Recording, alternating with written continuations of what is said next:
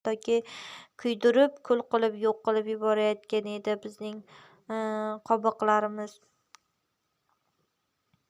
Va biz bunga haddan ziyoda ishonib qola boshladik va bir qancha muddat biz juda ham tinch yashay boshladik.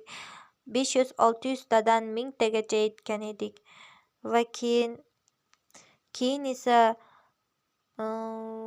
biz shuni aniqlab yetdikki, o'sha zombilar ham takomillashishga erishayotgan ekanlar, ular ham rivojlanayotgan ekanlar. Ya'niki ular bizning qurollarimizga dosh bera olish qobiliyatlarini paydo qila boshlashgan ekanlar. Biz buni inobatga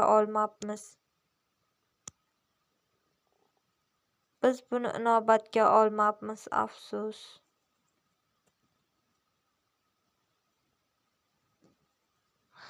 Bir necha oylar tinchgina o'tgan bu hayotimizga yana g'ulg'ula sola boshladilar o'sha zombilar. Chunki endi ular bizning tizimlarimizga qarshi tura olish mumkinligini ko'rsatib qo'yishayotgan edi. Bizning birdan-bir choramiz yanada tizimlarimizni mukammalroq qilish edi.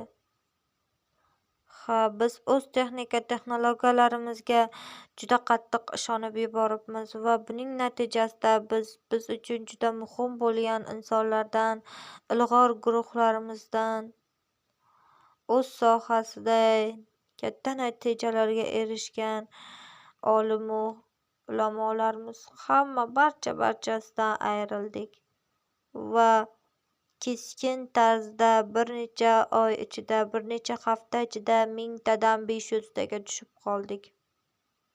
Chunki ular bizning texnologiyalarimizga qarshi tura olish qobiliyatlarini ko'rsatganliklari sababdan ular bizga hujumlar uyushtirayotgan edilar. Va ular nihoyatda ko'p edilar. Ular butun yer sayyorasini qoplagan edilar go'yo.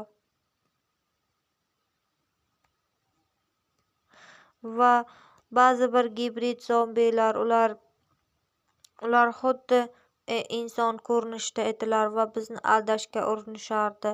Ular bizning sfera qobiqlarimizdan kira olmasdilar, biroq o'zlarini inson ko'rinishida ko'rsatishib bizni aldashga juda qattiq kirishishgan edi.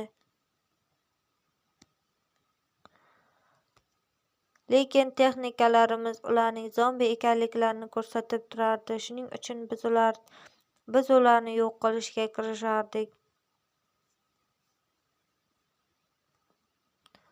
Va